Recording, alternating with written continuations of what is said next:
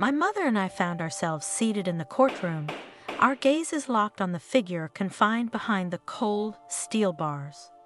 All I could muster was an overwhelming surge of anger directed at him.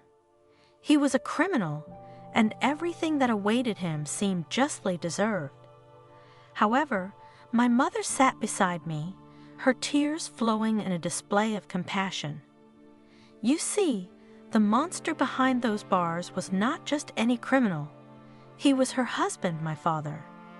Her love for him remained unwavering, a sentiment that compelled her to feel empathy for him even in this dire moment.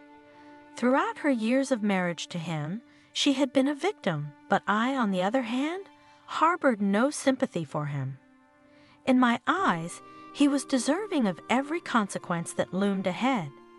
It was an epiphany I would come to grapple with as I learned more, one that ultimately led me to despise the man I could no longer call my father. A few months prior to this courtroom scene, my parents had engaged in their customary quarrel. I had grown so accustomed to my father's shouting that I had nearly forgotten the contours of his smile. However, on that particular day, his behavior exceeded any previous display of anger. This time, he wasn't just directing his rage at my mother. As was the usual case, he was also unleashing it upon me. For nearly an hour, he bellowed incomprehensible tirades without pause. Eventually, he stormed out of the house, slamming the door with such force that it threatened to shatter. It was astonishing how something as trivial as dinner, with my mother serving chicken instead of the desired pork, could ignite such fury. I had grown accustomed to his hair-trigger temper, where the slightest provocation could trigger his outbursts of anger and violence. My heart ached for my mother as she sat on the floor, her tears flowing freely. I nestled beside her, wrapping my arms around her fragile form. She didn't deserve to endure the presence of a man like him, even if he was my father. I had never harbored any affection for him. Over the years, I had attempted tirelessly to persuade my mother to break free from this torment, yet for some inexplicable reason, the notion always stirred her anger. She remained steadfast in her belief that buried beneath his flaws, he was fundamentally a good man, capable of change. I eventually relinquished my attempts to sway her opinion, focusing instead on shielding her from harm. However, my determination to find a way out of this nightmarish existence never waned. I couldn't fathom how I managed to drift into slumber that night, but what I do recall is that my dreams offered solace in the form of a warm home and a normal life.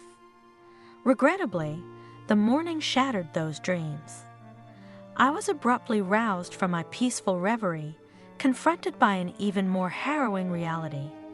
My father had returned home inebriated, swaying erratically and recklessly wreaking havoc on everything in his path. The cacophony propelled me out of my bedroom in a panicked rush, my primary concern being the safety of my mother. What I witnessed pierced my heart with a profound sadness. There stood my mother at the foot of the staircase, valiantly attempting to prevent my father from reaching me. Upon spotting me, my mother was engulfed by hysterical sobs, her fear that he might harm me palpable. As soon as my father laid eyes on me, he charged toward me with an unsettling fervor.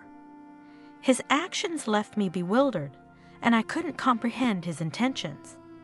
I shut my eyes, anticipating a blow that never came. Instead, he began to shout at me, making an utterly bizarre request. It was as if my father had lost all touch with reason. He gripped my shoulders tightly, his other hand clutching a minuscule box. His gaze bored into mine as he uttered, "Your blue eyes don't fool me. Spit in this box." I struggled to break free from his grip, but my efforts proved futile. He repeated his demand, this time with increased intensity. "Spit!" I complied reluctantly. He promptly left the house, slamming the door behind him. My mother rushed to my side, her concern evident. I assured her I was fine, though deep down I was anything but. The fear that had long overshadowed our lives had become unbearable. I had no inkling as to the reason behind his erratic behavior, and truth be told, I didn't care. My sole preoccupation was ensuring the safety of my mother and myself, keeping this man at bay. My mother set about restoring order in the house, tidying up the wreckage he had left in his wake. Amid the debris, I noticed a shattered object on the floor, a vase irreparably broken. This cherished heirloom had once belonged to my grandmother and her mother before her, passed down to my mother as a precious keepsake. It was her most treasured possession, a tangible connection to her family's past, now shattered beyond repair. Now the cherished vase lay in ruins, and nothing remained but shards of its former self. Frustration surged through me, and I couldn't contain my anger any longer. I turned to my mother and declared that I had reached my breaking point.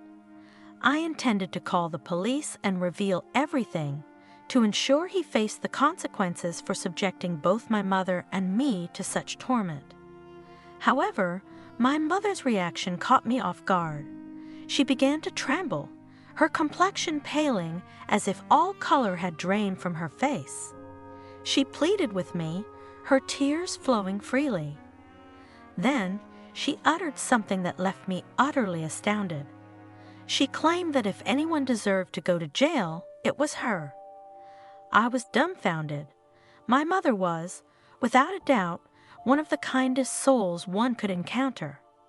She had always gone to great lengths for my father and me, her unwavering devotion a testament to her character. My mother had been barely 18 when she gave birth to me, a circumstance that had led to her marriage to my father and their residence in this house, an inheritance from her late mother. He had possessed no money or home of his own, and her youth and pregnancy had seemingly left her with no alternative but to marry him. Since then, she had borne the brunt of his cruelty and violence. I couldn't fathom how this could possibly be her fault. In my bewilderment, I implored her to explain why she believed herself to be at fault. After persistent pleading, my mother finally relented and shared a truth that was profoundly unsettling. At first, I struggled to accept it, desperately hoping it was a misjudgment on her part. It transpired that my mother had been contemplating leaving my father for some time now. Over the past few weeks, she had been discreetly consulting with a lawyer about the possibility of a divorce. When my father eventually discovered her intentions, he spiraled into a frenzy.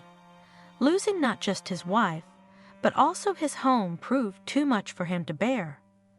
His anger erupted in a torrent of threats and vitriol, including ominous vows to do whatever it took to gain full custody of me. Shockingly, he even warned that if he lost custody in court, he would resort to kidnapping me. My disbelief reached new heights upon hearing this revelation. My own father had threatened to abduct me. Yet my mother disclosed something that altered the entire narrative. She confessed that I wasn't my father's biological daughter. According to her, during her pregnancy with me, she had been unfaithful to him with another man. The affair had taken place so long ago that she couldn't even recall the other man's name. For all these years, my father had believed me to be his biological child, but the truth was that I never had been. Initially, he had doubted her claim because my physical features didn't match hers.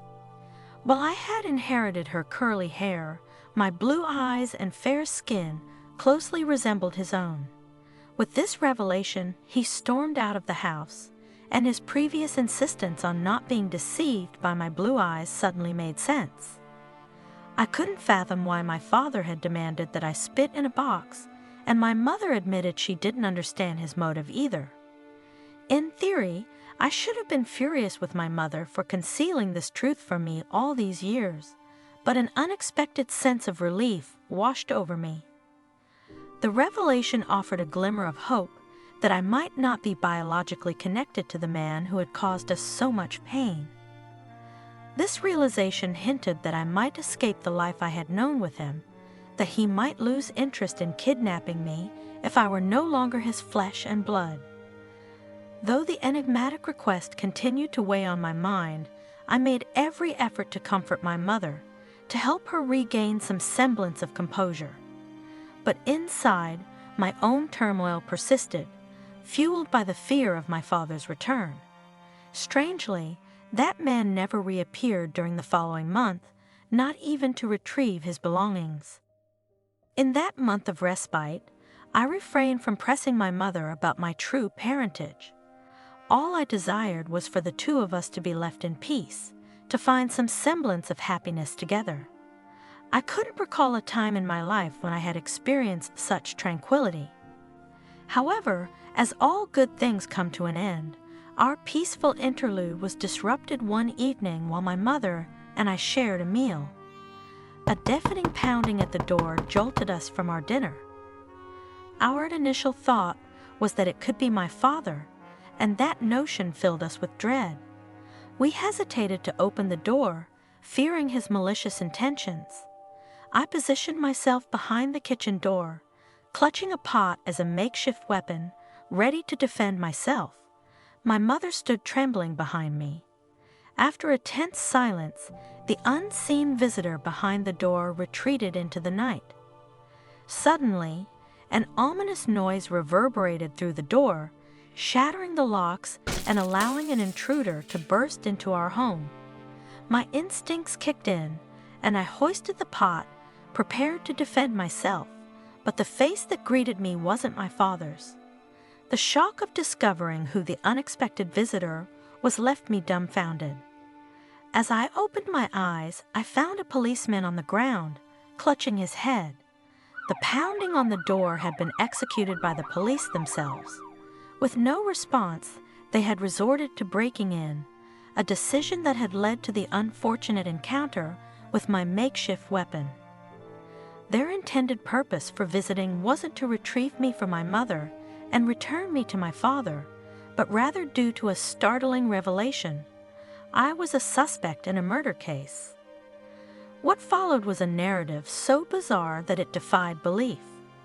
They asserted that I was a suspect in a crime that had occurred 16 years ago. The police officer explained that at the time of the murder, they had discovered human hair clutched in the victim's hands, evidence that suggested a fierce struggle where the victim had defended herself and managed to pull out her assailant's hair. But how could this possibly involve me? At the time of the crime, I had only been 18 years old, rendering it impossible for me to be the perpetrator. The police went on to reveal that they had conducted a DNA test on the hair sample, and to their astonishment, it had matched my DNA. The unsettling connection between my DNA and the crime scene was the result of my father's erratic behavior that night, as he had sought to collect my saliva for the purpose of obtaining a sample of my DNA.